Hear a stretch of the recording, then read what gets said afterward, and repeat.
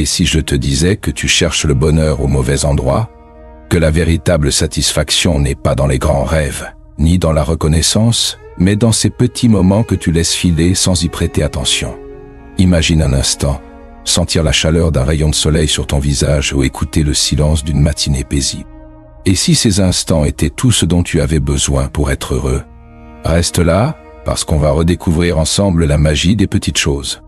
Dans un monde qui nous pousse sans cesse à viser plus haut, à courir après des objectifs ambitieux et à accumuler toujours plus, il est facile d'oublier une vérité essentielle. Le bonheur n'a pas besoin d'être grandiose. C'est une leçon que nous a léguée Épicure, un philosophe qui, bien avant notre époque, avait déjà compris que la quête de plaisir et d'équilibre réside dans la simplicité. Aujourd'hui, je te propose un voyage dans cette philosophie qui invite à ralentir, à se reconnecter à soi et à savourer ce que la vie offre de plus pur. Prépare-toi, car cette vidéo pourrait bien changer la manière dont tu regardes chaque instant de ta vie. Dis-moi, toi aussi tu ressens parfois cette pression constante, ce sentiment que tu n'en fais jamais assez pour être pleinement heureux? Si c'est le cas, tu n'es pas seul. Beaucoup d'entre nous tombent dans ce piège. Mais aujourd'hui, je vais te montrer comment voir les choses autrement, à travers les yeux d'Épicure. Alors, reste avec moi jusqu'à la fin de cette vidéo. Je te promets que tu repartiras avec des clés concrètes pour transformer ton quotidien. Et pendant qu'on y est, partage en commentaire ce qui te rend heureux, même si c'est tout petit. Peut-être que ton exemple inspirera d'autres personnes. Épicure, ce philosophe grec du IVe siècle avant notre ère, avait une vision révolutionnaire du bonheur. Contrairement à ce qu'on pourrait croire, il ne prenait pas l'excès ou la recherche de plaisir superficiel. Non, sa philosophie repose sur une idée simple mais puissante. Les plaisirs les plus essentiels, les plus purs, sont à notre portée. Alors, qu'est-ce que cela signifie concrètement pour toi et moi, aujourd'hui? D'abord, il y a cette idée fondamentale, se contenter de peu mais de ce qui compte vraiment. Regarde autour de toi. Peut-être que ton bonheur est déjà là, dans un sourire échangé, dans la sensation d'un vêtement confortable, ou dans l'arôme d'un café qui te réchauffe le cœur. Épicure nous rappelle que le plaisir ne dépend pas de grandes acquisitions, mais de notre capacité à apprécier ce que nous avons déjà. Ensuite, Épicure distingue les désirs nécessaires des désirs vains. Les désirs nécessaires, ce sont ceux qui nous permettent de vivre et de nous sentir bien. Manger à notre faim, être en sécurité, avoir des relations sincères. En revanche, les désirs vains, comme vouloir toujours plus d'argent ou une reconnaissance illimitée, ne mènent qu'à la frustration. Alors pose-toi cette question, qu'est-ce que je désire vraiment? Est-ce quelque chose qui nourrit mon âme, ou juste une illusion? Enfin, il y a cette pratique d'une simplicité désarmante. Prendre le temps de savourer. Et je ne parle pas seulement de nourriture, mais de chaque moment. Prends une respiration profonde. Sens comme l'air remplit tes poumons, comme il t'apaise. C'est ça, vivre pleinement. Mais Épicure ne s'arrêtait pas là. Il nous invitait aussi à repenser nos relations. Être entouré de personnes qui partagent nos valeurs et nous apportent de la joie est essentiel. Peut-être qu'aujourd'hui, tu peux envoyer un message à un ami juste pour lui dire que tu apprécies sa présence.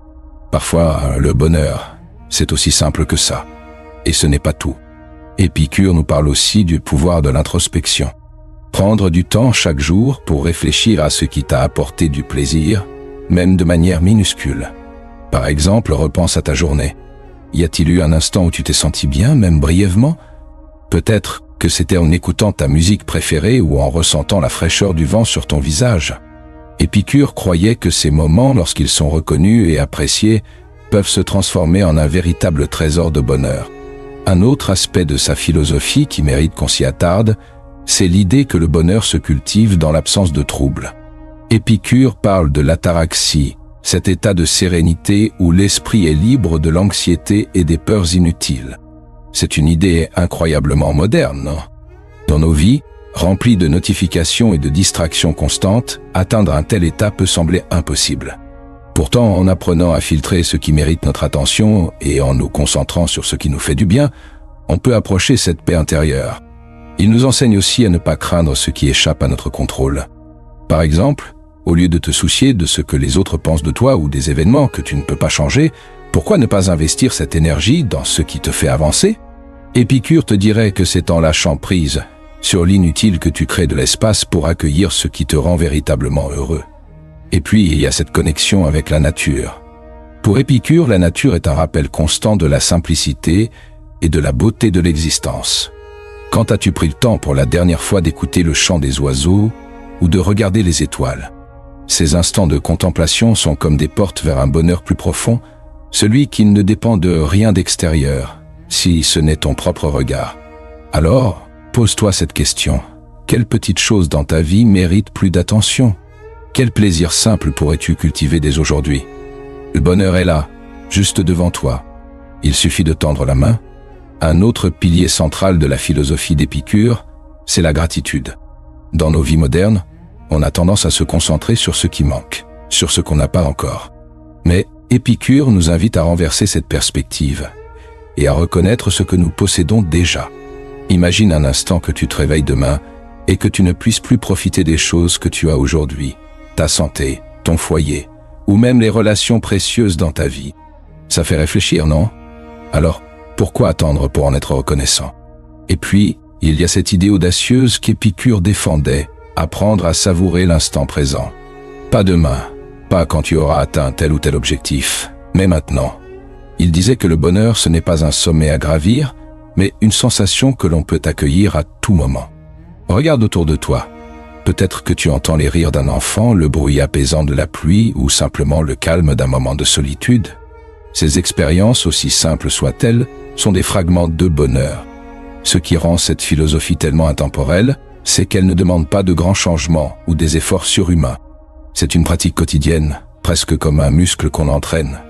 Et plus tu t'exerces à reconnaître ces petits bonheurs, plus ils deviennent évidents jusqu'à transformer la manière dont tu perçois ta vie entière. Épicure avait également une vision fascinante du plaisir dans la simplicité. Il disait que manger un morceau de pain avec un ami pouvait offrir un plaisir plus pur et plus durable qu'un festin extravagant. Pourquoi?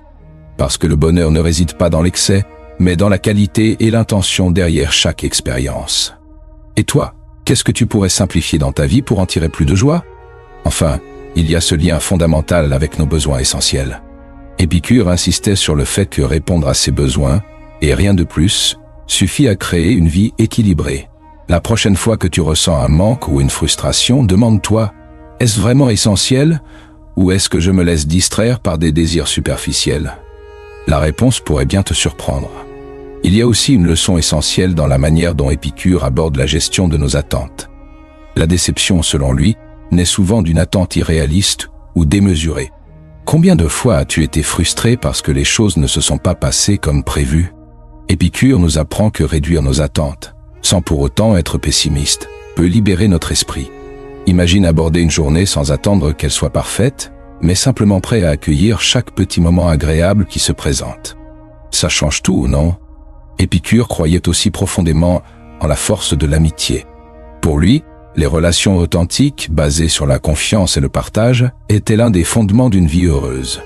Ces liens ne nécessitent ni extravagance ni démonstration excessive, mais seulement une sincérité et une présence véritable. Alors, pourquoi ne pas te tourner vers quelqu'un que tu apprécies et lui exprimer ta gratitude pour sa présence dans ta vie? Ces gestes simples renforcent non seulement ton bonheur, mais aussi celui des autres. Enfin, il y a cette idée que le bonheur est avant tout une pratique intérieure.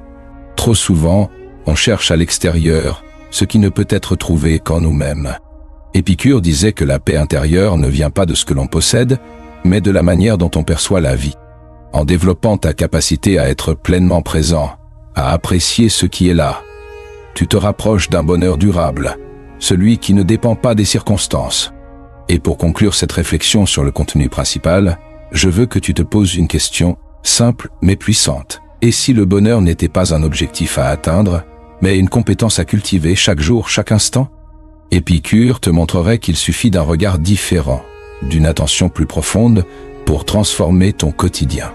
Parlons maintenant de l'idée d'équilibre, un principe fondamental dans la philosophie d'Épicure. Il ne s'agit pas de renoncer au plaisir ou de vivre dans l'ascétisme, mais de trouver un juste milieu. Trop de plaisir peut mener à l'excès et au déséquilibre, tandis que trop peu peut entraîner un sentiment de vide. L'équilibre, selon Épicure, se trouve dans l'harmonie entre nos désirs et notre capacité à les satisfaire de manière raisonnable. Cet équilibre s'applique également à notre rapport au temps.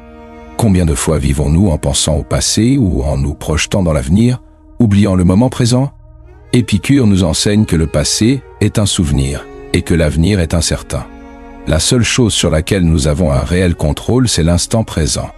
Chaque respiration, chaque sourire, chaque moment de calme est une opportunité d'être pleinement vivant. Une autre idée fascinante d'Épicure est qu'il n'y a pas de hiérarchie dans les plaisirs. Une promenade tranquille dans un parc peut être aussi satisfaisante, sinon plus, qu'un voyage coûteux ou un événement prestigieux. Cette perspective te libère de la pression de chercher le spectaculaire. Elle te ramène à une simplicité où chaque petit détail compte. Enfin, n'oublions pas l'importance de la patience. Cultiver le bonheur à travers les petites choses demande du temps. C'est une habitude qui se construit lentement, mais qui devient de plus en plus naturelle avec la pratique. Épicure nous rappelle que le bonheur durable ne résulte pas d'un coup de chance ou d'un événement unique, mais d'une accumulation de moments choisis et vécus avec intention. Maintenant, prends un instant pour réfléchir. Dans ta propre vie, ou pourrais-tu ralentir et redécouvrir ce qui t'apporte de la joie? Peut-être dans une habitude quotidienne que tu prends pour acquise, ou dans un lieu familier que tu n'as pas regardé depuis longtemps avec émerveillement. Épicure dirait que ces petites explorations sont déjà le chemin vers le bonheur. Un dernier aspect central de la philosophie d'Épicure réside dans l'acceptation de notre condition humaine. Il nous encourage à ne pas nous battre contre les limites naturelles de notre existence, mais à les embrasser. Par exemple, la mort, sujet souvent redouté et évité, était pour Épicure une source de libération. Il disait que la mort n'est rien pour nous, car tant que nous vivons, elle n'est pas là, et quand elle arrive, nous ne sommes plus. Cette pensée peut sembler radicale, mais elle invite à vivre pleinement sans être paralysé par la peur. Dans le même esprit, Épicure nous pousse à reconsidérer notre rapport au manque et à l'insatisfaction. Trop souvent, nous voyons ce que nous n'avons pas comme une source de malheur, alors qu'Épicure nous enseigne que l'absence de douleur ou de trouble est déjà une forme de bonheur en soi. Imagine pouvoir regarder ta vie, non pas à travers le prisme de ce qui manque, mais en reconnaissant l'absence de souffrance, la sécurité et les plaisirs simples qui la composent. Et puis, il y a cette idée profonde. Le bonheur, ce n'est pas un état constant de joie ou d'euphorie. C'est une sérénité, une stabilité intérieure qui nous permet d'accueillir la vie avec calme, qu'elle soit douce ou difficile. Épicure te dirait que même dans les moments de trouble, il y a toujours un petit point d'équilibre à trouver, une étincelle de beauté à saisir. Pour mettre tout cela en pratique, peut-être peux-tu commencer par un exercice simple. Chaque soir, avant de dormir, pense à 3 petites choses qui t'ont fait sourire, même brièvement. Cette pratique, inspirée des enseignements d'Épicure, peut transformer la manière dont tu perçois tes journées. Peu à peu, tu verras que ces petites choses ne sont pas si petites. Elles sont en réalité les fondations d'un bonheur durable. Et voilà, c'est ici que réside la grandeur de la pensée épicurienne, dans sa simplicité et sa profondeur. Un rayon de soleil, un moment de silence, une pensée apaisante.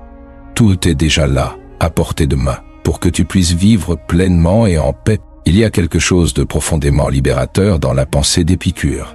Retenons d'abord cette idée forte. Le bonheur est accessible ici, et maintenant, sans conditions extravagantes. C'est dans le sourire d'un proche, dans le plaisir de savourer un instant de calme, ou dans la beauté discrète de la nature qu'il se révèle. Ensuite, il y a cette distinction cruciale entre désir nécessaire et désir vain. En mettant l'accent sur ce qui nourrit vraiment ton âme, tu peux te libérer du poids inutile des attentes sociales ou matérielles. C'est une clé pour simplifier ta vie tout en augmentant ta satisfaction. Et enfin, n'oublions pas l'importance de cultiver les relations authentiques. Épicure voyait dans l'amitié une source inépuisable de bonheur. Un moment partagé avec quelqu'un qui te comprend vaut souvent plus que tous les plaisirs matériels du monde. Ces points sont comme des balises, des rappels constants que le bonheur n'a rien de complexe, il est simplement une question de regard. Et toi, qu'est-ce qui te rend heureux dans ta vie quotidienne? Est-ce un moment de calme, un rire partagé, ou peut-être un plaisir simple comme écouter ta chanson préférée? Partage-le en commentaire, car tes petites joies pourraient inspirer d'autres personnes à chercher le bonheur dans les leurs. Et si cette réflexion sur Épicure t'a touché ou fait réfléchir, dis-moi ce que tu en penses. Est-ce que tu vois déjà des façons d'appliquer ces idées dans ta propre vie? Je serais curieux de connaître ton avis. Voilà le véritable secret d'Épicure. Le bonheur n'est pas un idéal inaccessible ou un sommet lointain à atteindre. C'est une pratique, un choix que tu peux faire chaque jour. Ce n'est pas dans les grandes ambitions ou les possessions matérielles qu'il réside, mais dans la simplicité de ce qui est déjà là. Regarder un coucher de soleil, sentir le parfum d'une fleur, ou simplement savourer un moment de silence. Ce sont ces petites choses qui construisent une vie épanouissante.